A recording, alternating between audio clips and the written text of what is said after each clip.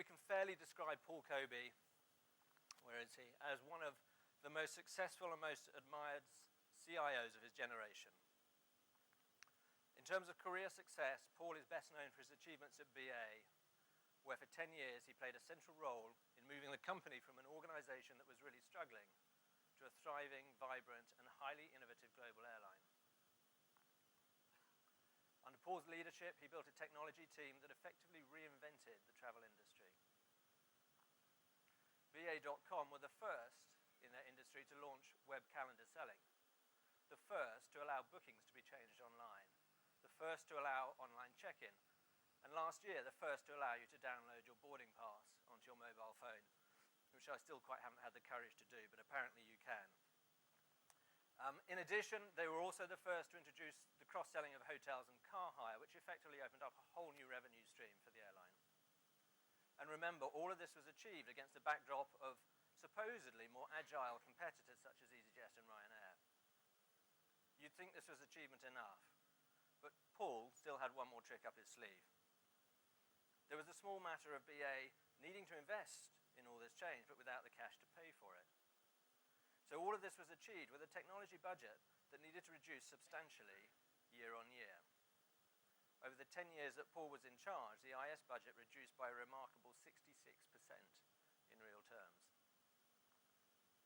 Amongst all of this, Paul also found time to play a leading role serving the airline industry as the chairman of CETA. He also chairs the CIO board of eSkills UK and has contributed hugely to their mission of improving the skills training for our current and future generation of technologists in the UK. And of course, he's also a successful author, having published a book entitled 50 Things I Wish I'd Known Before I Became a CIO, some of which I'm sure we'll be hearing about this evening. And that's not all. In the oodles of spare time that Paul so obviously has, he pursues his passion for Roman history and pre-1914 German railways, I hear. I kid you not. To come across, on a more serious note, to come across someone that's achieved as much as Paul whilst giving so freely of his time is a rare thing indeed. And it's the mark of the man that he's agreed to come and speak to us all this evening when he's just a couple of weeks into an extraordinarily demanding job as the new IT director at John Lewis. Without further ado, I would like to extend a very warm welcome to Paul Coby.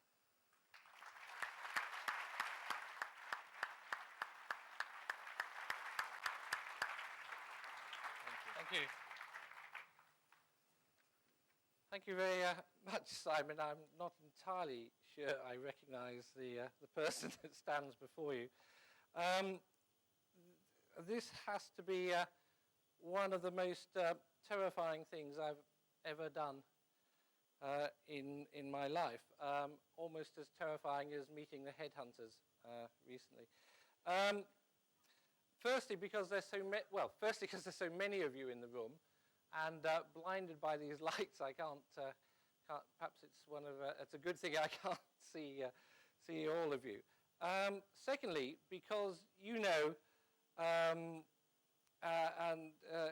exactly what I'm going to talk about. I am going to talk about being a CIO, being an IT director, and working in technology. And I think that's pretty much what we all do here. Many of you are close friends. Thank you very much for coming. And many of you I know professionally. That means I also know, as Richard said to me, I won't be able to get away with anything because you actually know what it's like. So I think I'm the winner of this year's Coals to Newcastle or Teaching Granny to Suck Eggs award. And neither, to help me, do I have Barack Obama's speechwriters to help. So I'm going to try and nick one of his jokes to kick off in Westminster Hall yesterday. You remember that, if you heard it, that he made a rather good joke about previous speakers in Westminster Hall had been the Pope, Her Majesty the Queen, and now the President of the United States. So I asked Simon who else he'd had doing this kind of gig. And he said it was the government CIO, the head of Saatchi's, the advertising agency, and the head chap of a chocolate company. Similarly, there probably is a rather good joke in there somewhere trying to get out, but it's probably unrepeatable at this time of the evening, or indeed I daren't make it. Clearly I don't have any speechwriters help me, though I was at one point a speechwriter in my time when I was in government. I've got this, so I was going to try and attempt the Jake Humphrey thing for you F1 fans out there. So there is a hashtag, which is, I think, Simon, LFA Coby, LFACOBY. If any of you want to go there, so many thanks to Speedbird Newcastle, who's an old friend of mine, who sent good luck, and there's somebody called S. Blandford who's looking forward to hearing me. Now, those of you who know me know that S. Blandford is my wife. So there you go. What I'm going to do is I'm going to signal for the next slide. Good. It works. First thing to say is I really want this evening to be useful to you, and I'm really not, as wonderful as Simon made out at the start, as will become readily apparent as we go through this. But if at least some of you leave saying that you heard 2 or 3 things of real practical use, I think that would have been very useful indeed. So that's really the test. And actually, when I did publish this thing, and actually I've self-published it, so I do commend you lulu.com. If you keep getting those rejection letters as I did from the publishers, just stick it in an Adobe file, upload it, and it's remarkable, another miracle of the internet. So hopefully we get something out of this. Could I have the next one, please? So what you can expect. Some of you may or may not have read it, but anyway, what this thing does has 50 things that I really thought I wanted to know. And I did it at a rather dull board meeting, and I'm not going to reveal what it was, but you know how these things drone on. So I thought, I'll try and write down a few things that I think, I ought to learn. And actually, originally written down as my own aid memoirs. So since I've just joined John Lewis, and there's Kevin, who's my close colleague, my twin at Waitrose is here, and also some colleagues from John Lewis, I thought it was actually quite a good time to mark myself out of 10 on these things. So I'm going to give you my personal marks and where I think I did well and where I did less well, shall we say. Then are the 50 things still relevant if you move from airlines to retail? A little bit about leadership, because people talk a lot about it, and I think it's an interesting concept these days, particularly in the world of technology. A little bit about technology, because I think that really, really matters. And quite often, when you hear all these management twaddle that gets talked about being a CIO, they leave the technology out, which is a terrible shame. And then a few CIO maxims or one-liners at the end, and questions and some hopefully answers. And as Simon said, we're very keen that actually, we can make this a bit interactive. It's both more fun and more dangerous for me, but I think probably more profitable as well. So hopefully there'll be some time at the end. We can make some time for some questions and hopefully answers. Now, Roman history. The actual first book I self-published was a tome called Roman Governor Agricola's Conquest of Northern Britain, 77 to 84 AD. A work of limited interest to most people, but it's really good. There's some fabulous maps in there, and it really is groundbreaking stuff. So, when you buy your 50 copies, you could get one of those as well. So I am going to try and make this a little bit different, or look a bit different, since I'm going to have some classical references in picture form as we go through, some of which are relevant, some of which are less relevant. Anyway, so quick recap on what the 50 things are. This is Socrates, the great philosopher, laying down, I think that's the gesture, what things are. And here you see somebody who didn't pay attention. He's very sad, and others going around. Next slide, please. Now, I promise I'm not going to talk about every one of these honest, but I just wanted to sort of flash them up just so you know what I'm talking about. And then I'm going to come on to the good ones and the less good ones. And the first lot were about getting started. And the one thing here, and I don't know if there are any of my colleagues who did this job are in there, is appointing IT business partners. And you know, I felt that in every job I've done as an IT director, CIO, actually having somebody who manages that relationship into the business, who can actually protect you. And when I first became CIO at British Airways, I felt like the ball in the pinball machine, because all the directors were demanding things. They were telling me their blinking BlackBerry didn't work, and they were saying, you know, I need a new system. I've got to spend 20 million quid on that. Don't you? And. You will know exactly what that's like. So actually allocating some of your guys to face off to each part of the business, I really think is a key thing to do, and absolutely something that I think protects the CIO from being pulled every which way, but it also gives the directors, the departments in the business, somebody they can see really as their IT person, somebody they can rely on. And their job is to make the IT department perform, and also to inspire the business with actually what technology can do for the business. Next, please. Running smoothly. Keep it and keep IT simple. The one thing I can't stand, and it's probably, no, it isn't because of that. The one thing I really can't stand is when people in IT start talking obscurely. Now, every profession's guilty of this in terms of trying to, sound good, saying obscure, muttering about service-oriented architecture and Linux and all sorts of things, and then actually talking to the business in terms they can't understand.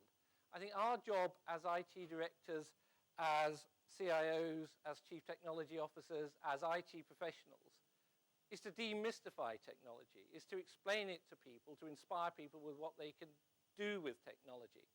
So, if you do find yourself talking acronyms, or if you, start behaving as some people do, like we're the priests of an obscure religion that nobody else is allowed to understand, it's a mystery, be very careful, because people will switch off and they won't get it.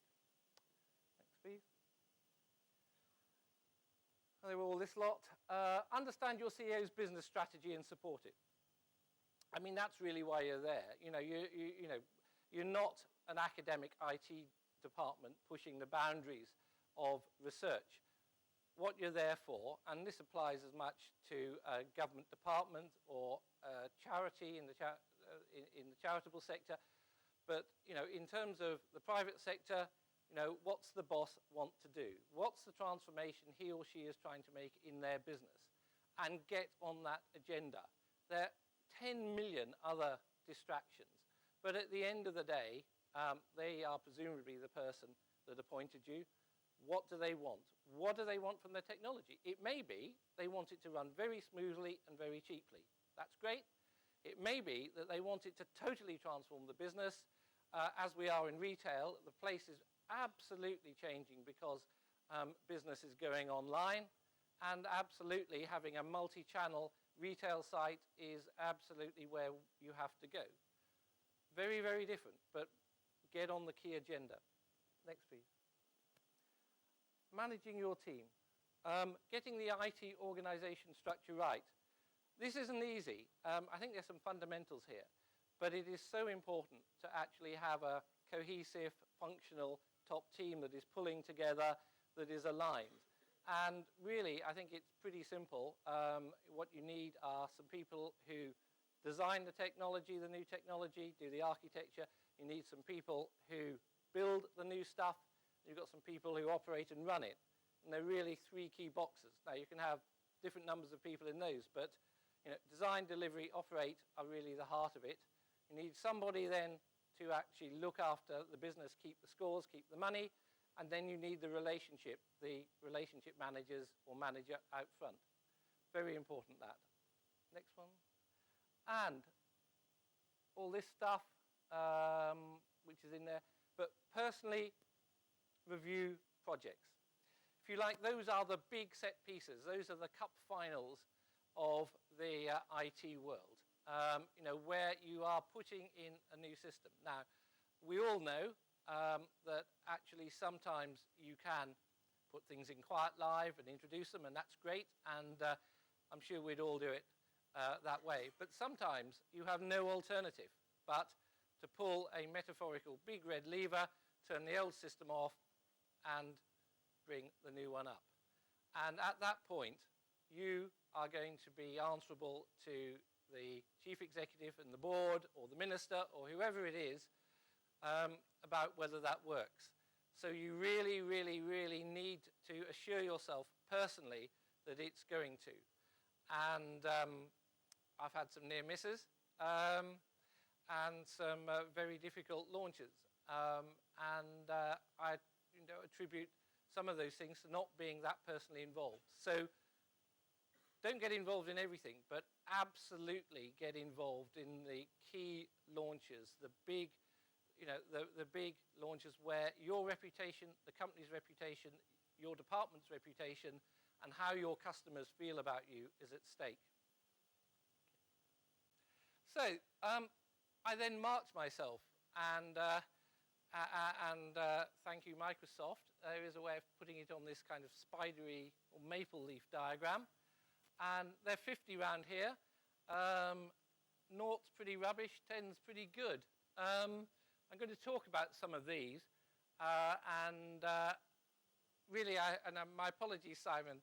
This does rather blow my cover in terms of what you said at the start, which is, it ain't easy, this sort of stuff. So I'm going to talk about that one. Well, I mean, certainly enjoying being CEO and love your industry. I mean, I've loved being in airlines. I love being in retail. The challenge is fantastic. Communication. Really feel I could do a lot better on that than I have done. I certainly, and I've got the scars to prove it, haven't paid attention to audit issues as much as I might have done, or has been as integrated with the procurement folks and so forth, and looking after top people's IT and things like that.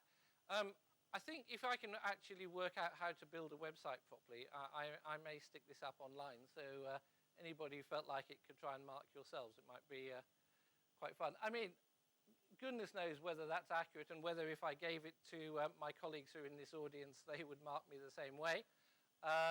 But I think it's just worthwhile testing oneself to see how one does. So, what did I think I did well? Well, I certainly enjoyed being CIO. Fortunately, that's in the present tense. Not being afraid of IT. I think don't talk gobbledygook, but don't be afraid of talking about technology. We are very privileged to be in a place where the world is being transformed by technology. More of that later. It is a fabulous time now. All sorts of things are happening. Whole industries are being changed by technology. And actually, that's one of the great things we're there for, to talk about it, to communicate it, to explain it, to demystify it. Being a non-exec director, it expands, I certainly do the things that Simon talked about, but they're really useful. So I found that when I was sort of dragged up before the British Airways board, to talk about why we'd had a few bumps in the road when we put in a new reservation system being rather important for an airline, actually I could, because I'd been on a board, I actually had a perspective in terms of how it felt. And it's quite interesting. Those of you who are non-exec directors in the audience will know the kind of latent paranoia that being on a board produces. Because you only see the executives, 8 times a year or even once a month. They tell you everything's fantastic and it's all going very, very well, and then it doesn't. So, very interesting perspective. Good to broaden your horizons, I think. The industries you're in, as I said, that's fantastic. Cut IT operational costs. That was over 60% in real terms. It's about 50% in cash, but it was very hard work. and I cannot personally claim credit for it. I could absolutely riding on the shoulders of the operational people in BA who chased every penny over the 10 years I was CIO. And managing supplier relationships. I don't know if there are any suppliers in the room or whether they'd agree, but I think having a great relationship with suppliers is really key. A bit more of that later. Next, please. So, enjoy being CIO. I said I'd give you some classical references. It's no bed of roses, although this appears to be. This was a Roman emperor called Heliogabalus, who eventually came to believe he was the sun god. Don't do that as CIO. Not good if you think the sun shines. So, in being CIO, enjoy it. It is a fabulous opportunity. Whether IT is fashionable or not at the time, but actually you've got a department that actually looks across the whole range of what your company does. You can actually join up the dots. You can see the very, very big picture. And it's vitally important. I said, look after your home-work-life balance. My wife and daughters are in the audience. And they can confirm that maybe I'm not that good at that. But do try to get it right and keep on trying.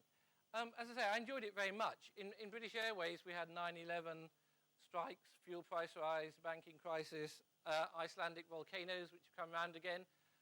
We also had polonium, where, as you may recall, some gentlemen who may or may not have been connected with the Russian state traveled on a BA plane from Moscow to London. And then you could take a Geiger counter on the plane and see where they'd actually been sitting. Fortunately, the half-life is only about 3 or 4 days of that. But, just try predicting that lot on a risk register. So you never know what's coming, what will throw at you. But actually, that's half the challenge. And I'm really having a ball at John Lewis, learning a new industry, learning about retail, very fast moving. So absolutely, do have a ball, do enjoy it. It doesn't mean it's easy, but it's important to enjoy it. Yes, cut IT operations costs. This is a sack of the Rome by Vandals in 465 AD. You don't actually have to do it this way or behave like a vandal, but it is important to deal with operational costs. Whoops, back. Thank you. Can you go up one? I think you're going forward. Right. This is interesting, isn't it? Keep going, up. Here we were. Yes, cut IT operations costs. Do try to reduce the year-on-year costs of IT operations each year. The unit costs of technology are going down. There are plenty of outsourcing salespersons that will be telling your CFO that that's the case. There is Moore's law, which we know, depending on what you believe he said first, doubles the power on a transistor every 18 months or 24 months. There is, of course, the Gates law, which means that technology bloats at the same rate and prices stay at the same. But your job, I believe, is to drive the costs down. You can do this. It's the best answer to the efficiency challenges that you will get.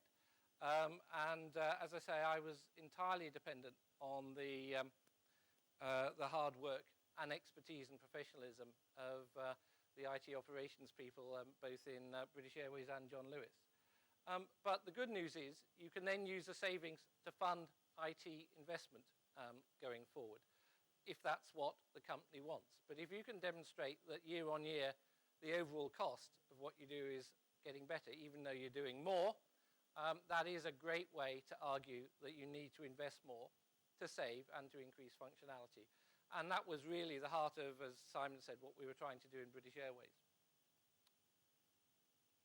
Managing supplier relationships. I rather like this one because you can supply who this is. That's Julius Caesar and that's Vercingetorix, the Gallic leader. And I like to see myself in the role of Julius Caesar and the Oracle salesman in that role or something like that. Sorry, David. Or maybe this one, you know, the bound one. Next, please. Next slide. So I think it's really important that you're responsible for managing the company's overall relationships with the key suppliers. As I said, you know, the key tactic of an outsourcing salesman is to sell around a chief information officer, IT director, and say that, you know, the turkeys are, not going to vote for Christmas. They're in thrall to other suppliers. Be absolutely sure you can rebut those allegations. IT matters to your company. It's so important that it works. Most companies I've ever come across, and most boards, take technology for granted. And it's very, very hard to get this over. You know, however tempting it is to go to the data center and pull the plug out, don't do that. But, you know, if it's running very well, and 99.99% of the time, touch wood, we know it is, then you're taken for granted. So you have to find really some way to do that, and actually managing the supplier relationships about that is important. Final point on that one is, to be really clear where IT should be. And most companies, certainly companies like British Airways, and I think some extent John Lewis as well, you know, have a culture of perfectionism. And it's quite hard to tell a colleague on the board that actually, a finance system that is a commodity is quite good enough. And actually, where we need to differentiate ourselves is on our webpage. Sort of sounds quite obvious until you actually have to tell the director face to face. So, you know, being clear where technology sits, whether it's a commodity, fast follower, or leading edge, I think is also really important. Right, now this gets more interesting. What I didn't do so well. I'll talk about some of these. Planning my time. I was trying to do too much, as Simon amply demonstrated. Being human. Talk about that later. Communications. Projecting performance. That's about actually this point I was just talking about getting over. Actually, how difficult getting modern technology in a corporate environment right is. Supporting top people's technology. Come on to that later. Supporting my PA and the core team. Sorry, Sue. And enforcing technical standards and keeping close to procurement. So those were some of the things that when I did my marking, I felt I needed to do better on. I'm just going to talk about a few of those. Planning my time. Here's Archimedes doing it properly.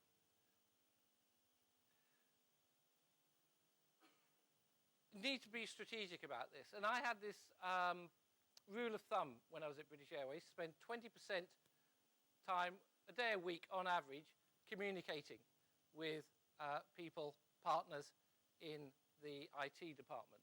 Another day on the management of the department. Another day on strategic programs. So, as I said, you know, one of the big events of any CIO IT director's life is that big cutover. So, really knowing where you are on those big transformational projects and actually spending time not with the of delivery or the big, the guy from IBM or Deloitte who's putting it in, but absolutely talking to your team and actually getting them to a space where they feel confident with you. Because at the end of the day, everybody's going to want to go live with that new project. Some guy down there knows that actually we haven't really tested, that interface properly, or he knows he's getting some, a rather large number of failures, and he doesn't really know what the impact of that is. However, we've said we're going to go live, and we're going for it. You have to be very brave if you're a junior person in a business or IT department to put your hand up and say so. So, you want to know those guys. So, if they've got a real problem, they're going to let you know. They're going to really feel that they can be honest about what the risks are, because you'd much rather know before it goes live than afterwards. Then 10% on the big change programs, and then 10% on whatever else hits you. Now, in any given week, I absolutely never, ever, ever, ever did that. Quite a lot of weeks I felt so tired at the end of them I didn't check back, but sometimes I did. And it actually helps you reset your priorities. And you can change those and move those around as necessary. But really important at least to try and set targets. And I've tried to do that for my new role, and guess what? I'm not sticking to it, but there you go. Yeah, try to be human. This is The Vitruvian Man by Leonardo, very well known. I just wonder who the guy standing behind him was. Anyway, thanks. So this is a tough one for us classic IT introverts. We're all INTPs probably, or at least everybody in my teams always tend to sort of cluster there. And people expect a lot from us, and they need leadership, more of that later. We make mistakes, and the trouble is, with all the searchlights on you, it's actually quite hard to admit that you have made mistakes. And I know one of the things that I talked about sometime after T5 was the things that went wrong on the launch, some of which were down to me in my department, some of which were down to other parts of the organization.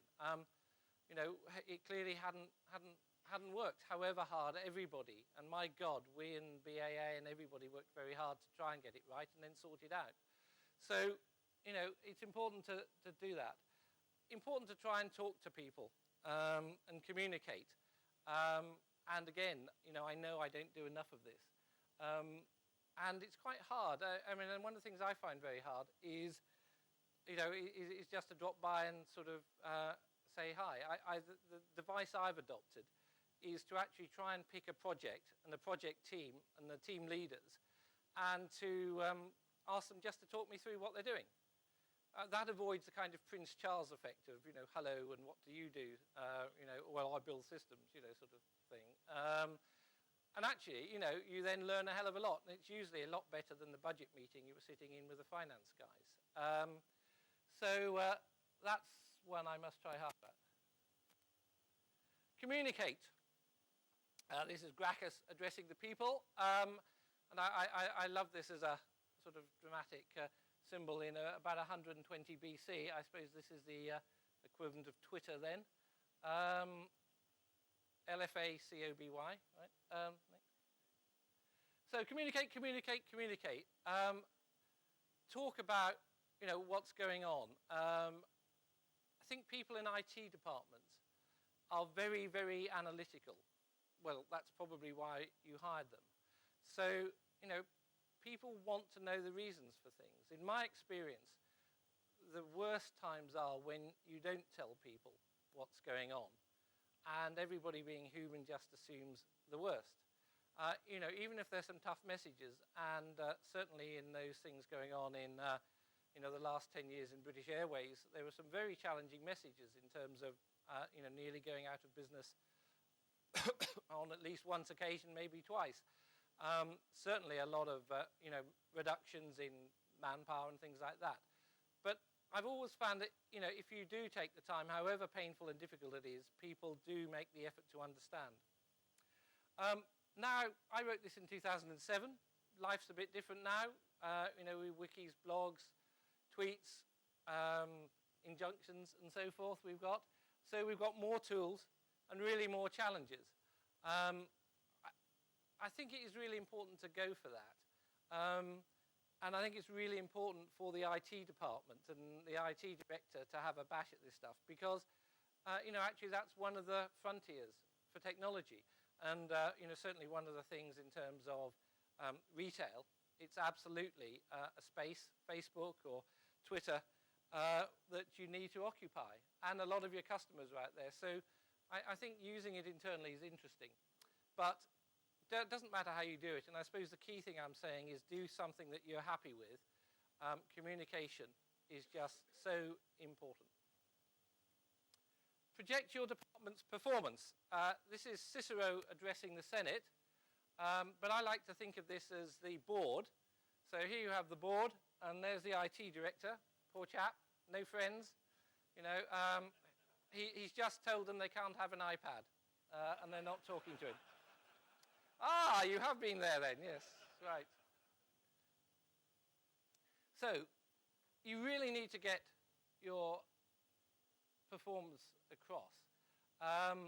And you really need everybody to do it. Again, one of the most unedifying spectacles is the sort of people from the IT department having an unpleasant spat of which particular flavor of Linux is best in front of their customers. Their customers couldn't give a damn, but they're very, very worried by seeing that sort of spectacle. It's a bit about how do you convey when nothing's going wrong, actually how very good that is. Don't overpromise. I think one of the tendencies of IT folks, and I feel it in myself and I've seen it in my departments, is to want to please the business, because you're actually part of the business. We want to do well. We joined the company because we want to be part of it. So you get pushed and pushed and pushed, and then you overpromise. So actually, instead of actually delivering something on time and on budget, you end up being 3 months late against a target that you've imposed on yourself that's actually very, very challenging. So however hard it is, try not to overpromise. I think is really important. You don't win any friends. In fact, you probably win friends by being really objective about how difficult things are. And I think that's something that a lot of IT folks, not people at your level, but a lot of our people don't get. Managing the perception of the IT department, very important. You need everybody bought in. And the only way you'll get people bought in is by convincing them and arguing things and being prepared to take tough questions. IT for VIPs.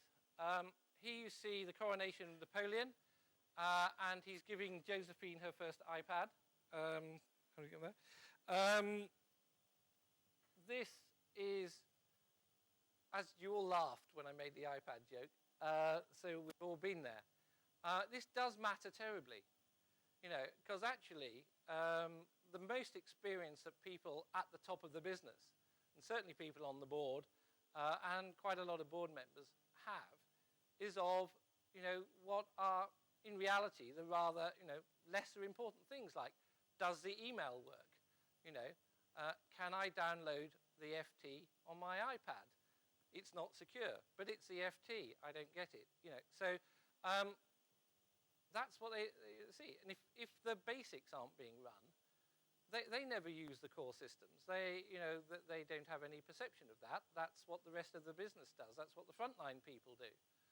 But if you can't deliver the email successfully or cost effectively, when somebody throws a rock, from the supply chain, they might just believe them rather than you. So this really does matter. And one of the things we did in the days when you were allowed to call people geeks was, way back we provided the British Airways executive team with their own personal geek. He was a really nice guy. He's not in the room, I think. He looked the part, so that was important, and had long hair, a bit casual, went to good concerts, was laid back, not like the rest of us in the IT department. So, he went round and actually made it easy for all the BA directors, of course it's all changed now, who were terrified of technology, weren't prepared to admit that they couldn't even sort of load a spreadsheet, to actually do that in a risk-free way and actually try the good stuff. So, I think in many ways the kind of fear of the hostility to technology is actually motivated in many ways by fear. So, if these days the VIPs want to read the FT in the morning on the iPad, we ought to find ways to do it if they think it's cost effective. And if you can't run the email, no one will believe you can run the IT operation. So this is my favorite one. You've got to enforce technical standards. These are the reenactors, the Ermine Street Guards. Somebody's just, made a hole in the firewall and they're off to go and sort them out. You do have technical standards. Everybody's got technical standards. Quite often, because we want to be helpful, we compromise, or that's what. Very often, you get tremendous pressure from one department that's just got to have things, and they usually have just got to have things. Or, you know, heaven forbid, and this did happen to me once with a BA director long gone, they met somebody on a golf course who just had the system that would solve all his problems, and he was fool enough to believe it. Now, you know, the pressure's on you to accept it, to compromise, to put something that's non-standard in, are going to be very, very great. However, what you end up doing is optimizing a small part of the business or becoming somebody's best mate for half a day at the cost of sub-optimizing the whole business. And we all know that what kills you in technology, not just in cost terms, but also in security terms and efficiency terms, is complexity and non-standard. We're all, I'm sure in this room, wrestling you know, with inherited complexity and desperately trying to simplify things. So do have the technical standards, we sure got them, and do enforce them. As I say, you sit at the intersection of the business. You know, our core thing is we all run complex businesses. Hopefully they're expanding. Some of them are buying other businesses. Some of them are expanding overseas. You know, John Lewis is going to go international in a few weeks' time online. You know, exciting stuff. To do all that, you have to connect it all up. That's the fun bit. You know, we are the glue that pulls the business together. To do that, you have to have technical standards. You have to really, really stick to them, I believe, because they're the glue of the business and the glue of your department, and they are the mechanism for driving down those costs in the long-term time frame, and they also make you secure. So, are these things universally applicable? Are they still applicable? Here's a picture of the Universal City Rome. You see it is all cunningly put together. Whoa, oh, come on. I think that's the next one. Yeah, it is. So what's changed since I wrote 50 things? How we use IT. Social networking. You know, it's here, you know, like it or loathe it, be a sado like me who sort of tweets and, you know, likes all that stuff, or that's the last thing you do. It is changing the world, and it's not just generational. You know, we know in John Lewis, we've got lots of our customer base all the way through all age groups there. It's, you know, it's not geographical, you know, it's global, and it is changing a whole load of things as the legal profession has found out. I've changed my job from airlines to retail, and technology, I think, is getting even more exciting. I can remember a period about 3 or 4 years ago when everybody was trying to find a new thing. It's all the same old, same old. Well, it's not like that now. You know, Google's been sort of assailed by Facebook, and who knows what will be the next mega giant. And yes, IT is cool again. I realize that only a 50-something would write a sentence like that, but I actually do feel that, you know, thank you, Mr. Jobs, that technology is actually very cool. And all those unreasonable requests that we get are because everybody is really, really using technology and sees its power.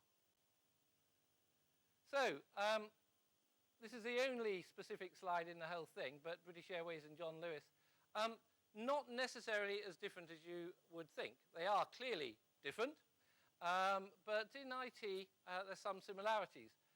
Importance of online. It is remarkable how, you know, the online revolution is changing whole industries. You know, you can feel in terms of you know, the sales figures that come through. You know, the absolute growth of online. So in the shops, we're holding our own, even in the teeth of a very difficult trading position. But online continues to grow in double digits every day, every week, in every category. Mixture of legacy and ultra modern. I think probably anybody who's in a company that's been around any time has oodles of legacy.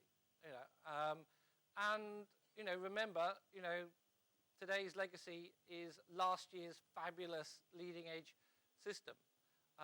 Good news about legacy is it probably runs on you know, some rather old equipment that's fully written down, which is nice. If it's still there, every bug that existed in it's been taken out of it. And it may be much despised and it may be a bit inflexible, but at least it runs. And anyway, you've got it, so you need to make the most of it.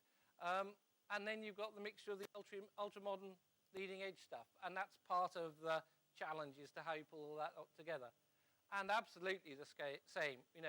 Two IT departments are very skilled, very professional, very committed IT teams. And Kevin Berry, who's in the audience, is the IT director at Waitrose, was one of my predecessors as IT director at John Lewis. What's different? Well, I think the speed of retail, the damn thing moves so quickly. It's amazing. So at 12:30, or if things are running a bit slow, 12:35, I get the file through, which tells us, anybody on the board, how much we sold in the previous day in every single shop, in every single category. You can instantaneously feel how the business is moving and how it's going, which is a lot faster than I was used to in the airline business. However, I think online business revolutionized, as Simon said in his intro, the airline business, with things like online check-in and dynamic packaging of products and barcodes on boarding passes and so on and so forth on mobile, rather faster than it has in retail. But it does absolutely feel it's been revolutionizing at the moment. And then the other thing is our very ambitious growth plans that we've got. And as I said, we're going international online in a few weeks' time. So leadership really matters in IT, as it does everywhere. This is a picture of a late Roman cavalry leader. It's from the film King Arthur. I put it there because I rather like it. It is actually rather inappropriate for leadership in the 21st century. So what does it mean to lead? I did the boring thing and looked in the Oxford Dictionary, and there's several definitions there, but this one actually sort of started to work for me. Be in charge or command of, that is, organize and direct, be the principal player of a group of musicians, set a process in motion, begin a report of text with a particular item, in boxing, make an attack, lead, that's good. In card games, play the first card. So some of those sort of work. So leadership in technology requires you to organize and direct people and resources. And I think that's really important. A lot of the things I've been talking about are about that. It's about organizing them, getting the structures right, but also giving direction, setting direction. Setting processes in motion. I think processes are a really key thing that CIOs and IT directors have got. I think our people and we understand processes. We can see the end-to-end business. We're rather good at process. You're probably better than most people in your business at process, as you are with project management. So setting processes in motion, I think, is important. I like this one. You conduct expert professionals like the leader of a group of musicians. As I say, technology really matters.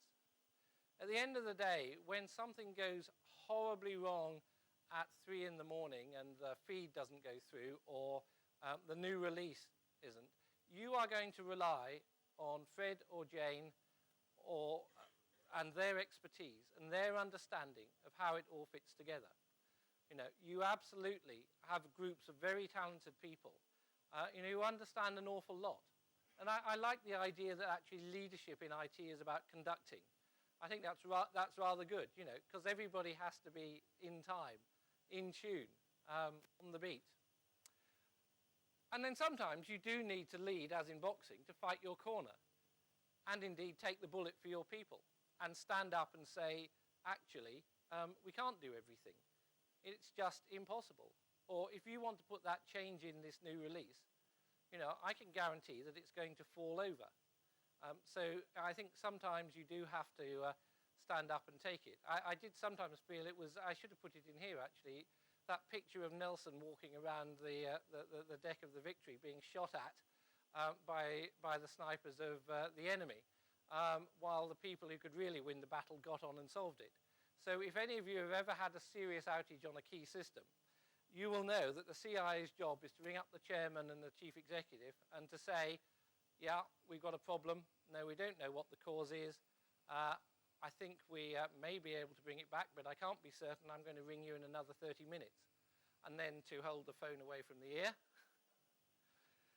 and to take it and to take the bullets for your people. Because what they don't need is a bunch of people who don't know anything about technology demanding answers they can't give. They need to find a solution. So I think it's very important to necessarily do that at the right time. I quite like this definition because it's not as militaristic as the picture. It's got the music in, it's got the processors in, but it's not too woolly either. But technology really matters too. Here's a bit of Roman technology, Pont du Gard in southern France, a wonderful piece of technology. And it's not quite a normal bridge, of course, is it? Because if you think about it, this amazing structure runs water across there, and it's an aqueduct. And that aqueduct runs something like 60 miles from the source to Arles, the Roman city. And of course, that has to slope down ever so gradually over those 60 miles, otherwise it won't work. So, imagine, if they hadn't done their user acceptance testing, how that would have felt. Anyway. So, my 5 C's, technology for the future, and I can claim no great originality here, and apologies for the alliteration. But consumerization, everything is going to become, or at least start to be dressed up like an app.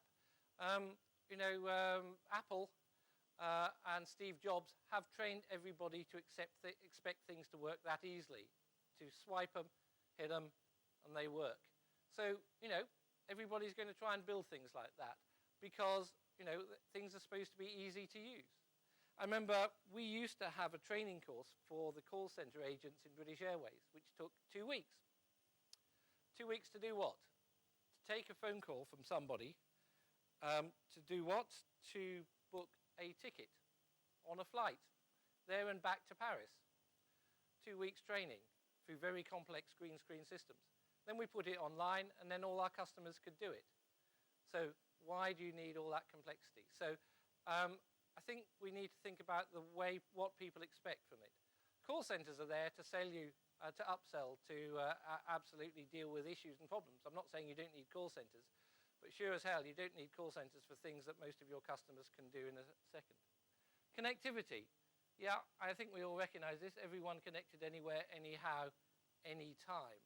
And that's going to be really, really important. We're absolutely staggered in British Airways, and I'm absolutely staggered in John Lewis by the value and extent that people now have confidence in doing things online. They will spend lots of money when they get some downtime. So maybe some of you at the back are a bit bored by this. I hope you're buying something on johnlewis.com. Convergence. This is an interesting thing. This is the Internet of Things stuff, which you've all heard about. The fact that they're going to be allegedly, I don't know who counted them, 1 trillion IP addresses this year.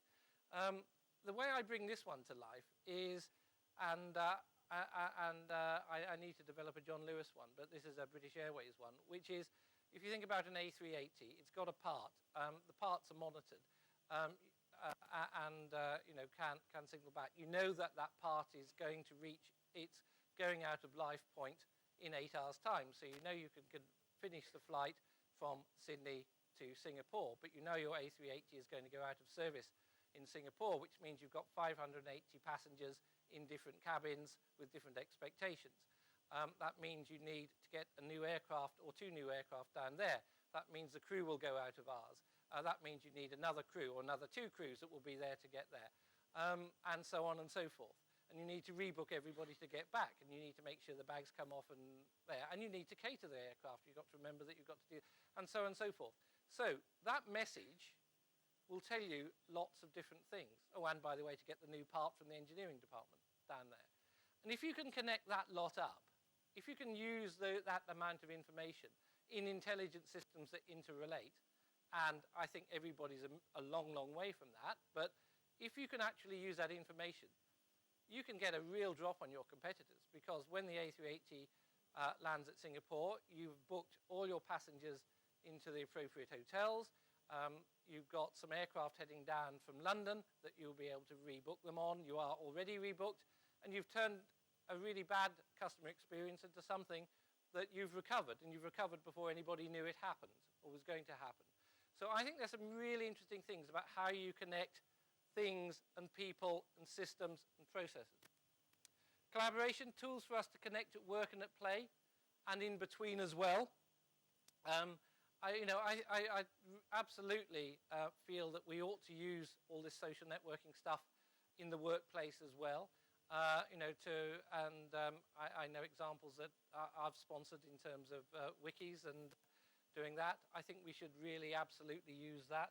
And of course the cloud, which has been hyped to death by the salesman, but absolutely I think has the right sort of applications that people can use. And in my capacity as chairman of CETA, we have announced an airline business private cloud with 6 centers around the world. So basically any airline in any airport will be able to run their basic services out of the CETA cloud. Now, highly unlikely of our business, we've said we're going to be a 1 billion online business reasonably shortly. In British Airways, where 30% of sales by volume is on the website and another 10% indirect on other people's websites. In British Airways, where at T5, 40% or 50%, I think now use online check-in and on a busy day of the week, and 30% use the kiosks. What I always used to tell the guys in the data center is they're frontline. They actually sell more tickets than any other channel, and they also check in more people than the people on the check-in desk. So, it is really customer-facing IT these days. Get onto your business's strategic agenda. What really matters to the CEO?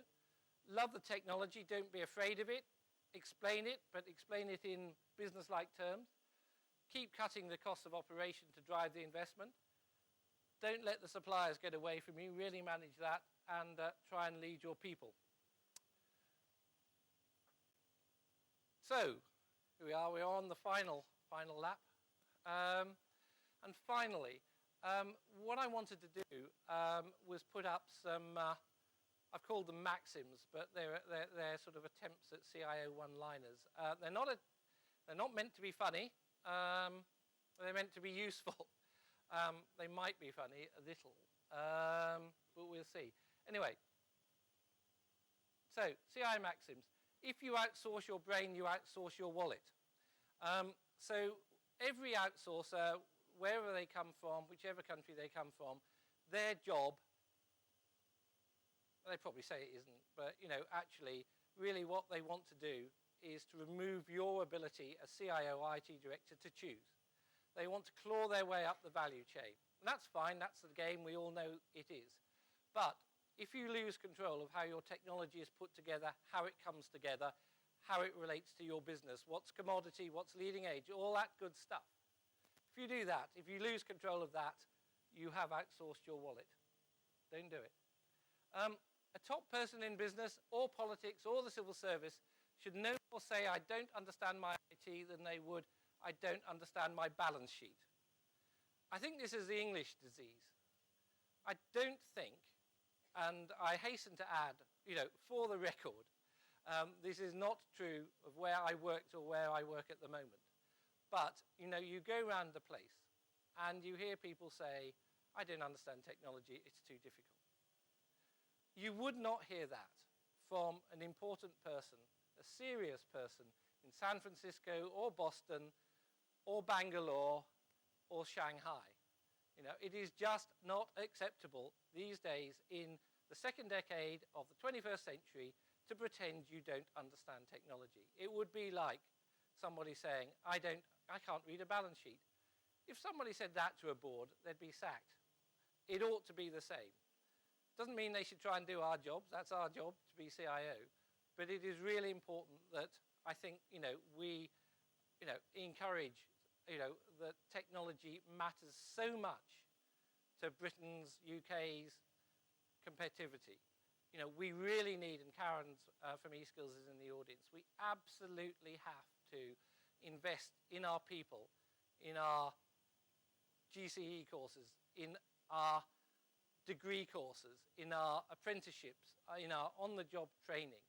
to be really excellent at technology. Doesn't mean we have to do it all ourselves in this country. But if we can't do technology in the UK, if top people can't understand it, we've had it. It really does matter. It is the entry price for the rest of this century. Strategy is about choices. IT strategy is about choosing where you want IT to be commodity, fast follower, or where leading edge. I talked about that a bit earlier. I do think it's terribly important. Every organization tries to be best at everything. You can't be. You have to make choices, and that really is what strategy is. A company that rejects social networking should adopt a dodo as its logo. And here's a dodo. I really do think you have to do this. I happen to like it, but I don't think it's optional these days. If you're not frightened, you either don't understand the job of CIO or you're not really CIO. I do enjoy being CIO. I love it. But, well, just before this talk, I was certainly scared to death in a different way. But, those big cutovers, I really, really don't like being there. I know Pauline, who's a colleague of mine, has really quite enjoys things like that. I don't. I'm really quite scared because I know what's riding on it. And actually, what you're doing is you're trusting people. At the end of the day, however really good a manager or really good a leader, a really good technologist you are, or how much code you could write, you can't test everything. At the end of the day, you're trusting your suppliers, your people, your project managers to get it right. And it's actually, at the end of the day, your accountability and your judgment. And that can be, quite frightening. So if you don't have queasy moments, I don't think you're really doing the job. But you've probably got tougher skin than me. Yeah. I've learnt the hard way that IT is a team sport. I think you do need your flashy strikers, going to weave around the opposition. But you do need some, really workmanlike defenders for those, cold Saturdays in February when things do get tough. And as I say, when something goes wrong, you're going to be dependent on the skills of everyone there. And it may be a little regarded legacy system that was put in 15 years ago, but you are going to rely on somebody knowing how it works, how it interacts, where the issues are. And when they solve it, you're going to want to hug them. Oh, I do anyway. Because, they knew how it all fitted together. So it really is a team sport. And I think there's some really interesting issues there about how you reward people and, how you get the right behaviors from folks. Because you do need to reward the stars appropriately, but you also need to recognize that the whole thing, because it all relates together, wouldn't work unless everybody knew what they were doing. And finally, of course, there are no IT projects, only business projects, which is the one thing, if you Google me, hopefully you will find. And I came up with this years ago, and it really, really resonated. And it really, really is important, and it works, which is all we are there for, because we are IT directors, chief information officers, is to deliver the technology that the business needs, whether that's leading edge or legacy or commodity, at the price that the business wants. So everything we do should be about the business. And even if that's putting in a new, a new refresh, the only reason for spending the money is it actually delivers business benefit, and it, is needed because you need to be secure. And if you can't explain why you need to do it for business reasons, you should really, really think again. So, all being well, you end up bestriding the business like a colossus if you do these things. Here's Augustus, who had a good run for his money. And then there's somebody at the bottom saying, I want my iPad. And, next. So, that really is it. Over to you, questions and answers. This is the Ides of March. There he is being stabbed by there, so I hope it's not going to be quite like that. But thoughts and questions? Simon, are you going to be Master of Ceremonies? First of all, I would like to ask everybody to give a sincere round of applause. Thank you. Thank you very much.